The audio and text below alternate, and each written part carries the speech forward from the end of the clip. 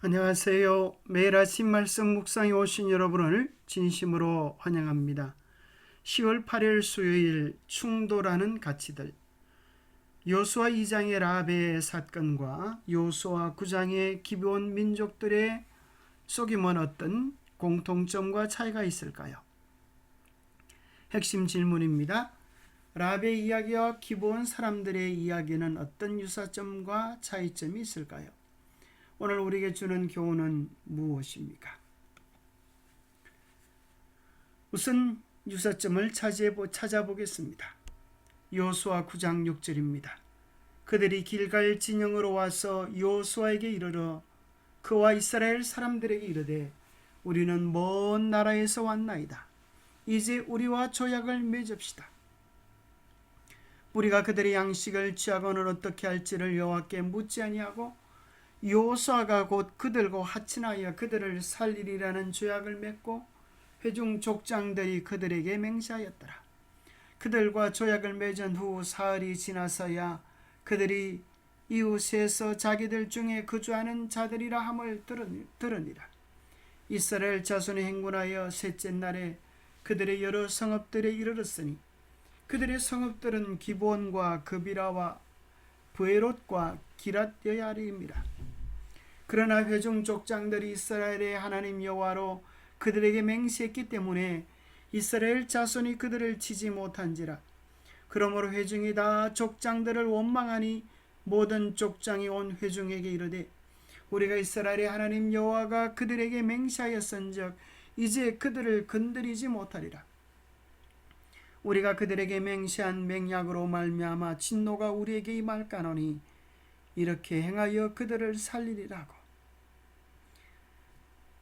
기브온 사람들은 이스라엘 백성들이 마치 바닷물처럼 정복해 들어오는 것을 보고 깜짝 놀라며 하나님의 그 놀라운 위험에 대적할 수 없음을 깨닫고 살기 위하여 방책을 연구합니다.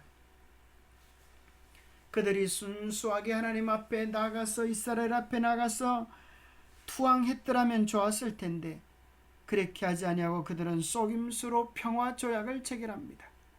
3일 후에야 그들이 먼 나라에서 온 사람들이 아니라 가까이 있는 사람들임을 깨닫게 됩니다.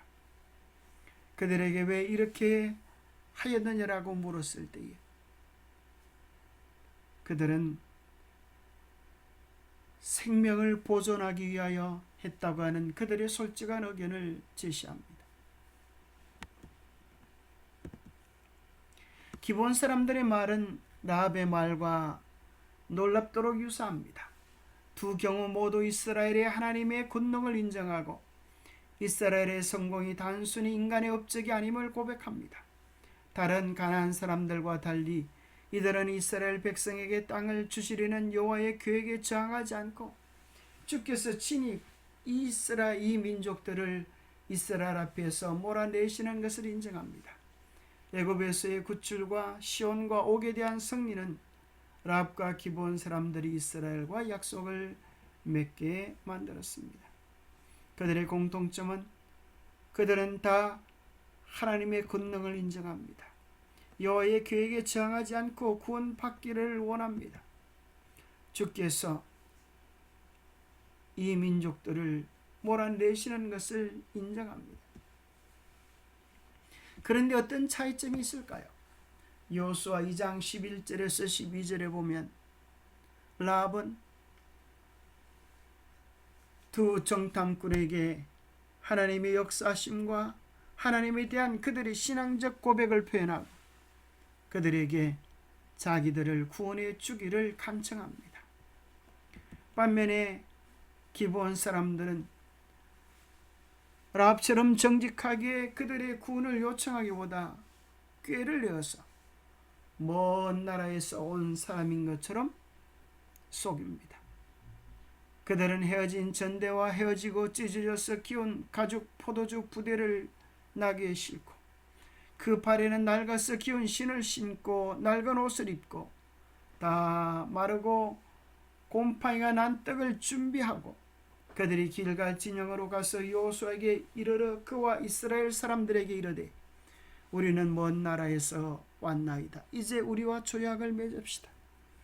그들이 옷도 그렇게 꾸미고 신도 그렇게 꾸미고 심지어 그들의 가죽 포도주 부대와 가지고 온 빵마저 먼 지방에서 온 것처럼 곰팡이 난 것들을 준비하여 가지고 왔습니다. 그들의 말과 외모를 보고 하나님께 여쭙지도 아니하고 여호수아와 그의 족장들은 넙죽 평화 조약을 체결하고야 말았습니다. 기브온 사람들은 이스라엘을 속여 자신들과 조약을 맺게 하기 위하여 먼 나라에서 온 사절단으로 위장하는 계략을 사용하기로 했습니다. 신명기 20장에 보면 하나님은 가나안 사람들과 약속의 땅에 땅 밖에 사는 사람들 사이에 차이를 두셨습니다. 간교하게 또는 교활하게로 번역되는 오르마가 긍정적인 의미로는 설계와 지혜를 의미하기도 합니다. 그러나 부정적 의미로 사용될 때는 범죄적 의도를 뜻합니다.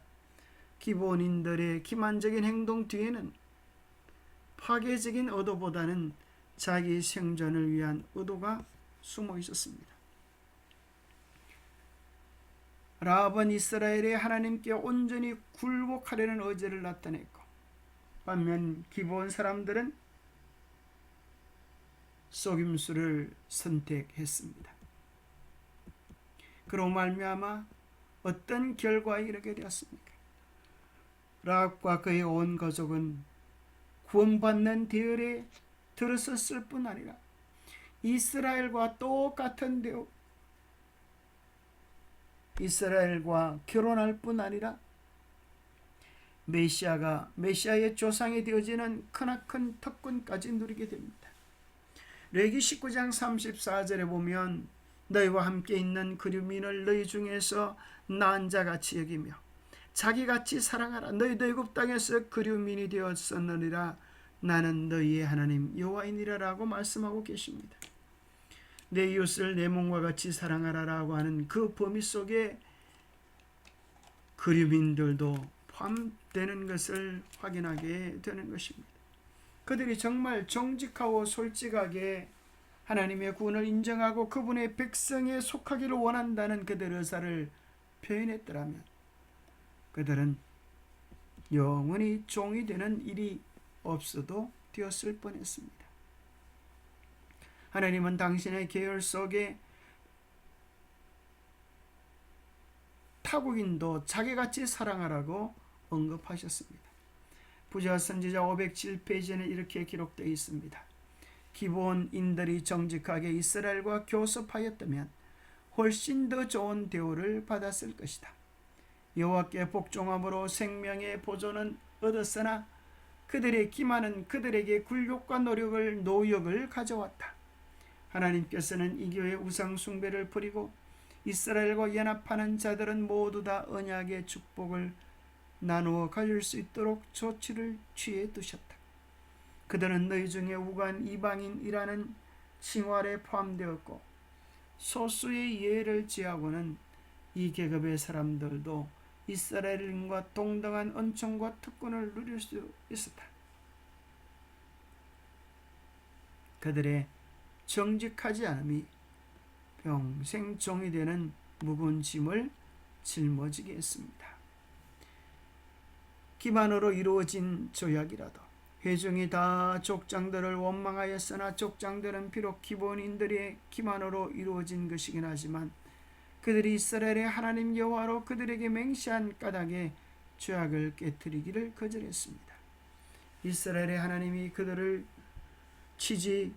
이스라엘 자손이 그들을 치지 못한지라 기본인들은 우상 숭배를 버리고 여호와를 경배하기로 하였으므로 그들의 생명을 보존하는 것은 우상 숭배하는 가나안인들을 멸하라는 하나님의 명령을 어기는 것이 아니었습니다. 기도하겠습니다. 하나님 아버지, 이스라엘 백성들을 이끌고 성리를 씌웠던 주님의 명령을 따라서 주님의 약속을 의지하여 우리도 친근하게 도와주옵소서. 라합처럼 온전히 순전하게 주님께 굴복하게 하시고 기브온 민족처럼 속임수로 주님을 이용하지 않도록 도와주옵소서. 하나님의 자비하심에 신실한 마음으로 의지하여 온전히 주님을 따라가는 당신의 백성들이 되도록 축복하여 주시옵기를 우리 주 예수님 이름 의지하여 간절히 간구하옵나이다. 라합과 기브온 민족들의 차이를 보면서 하나님 앞에 늘 정직하고 올곧게 살아가는 우리 모두가 되시기를 축복합니다. 감사합니다.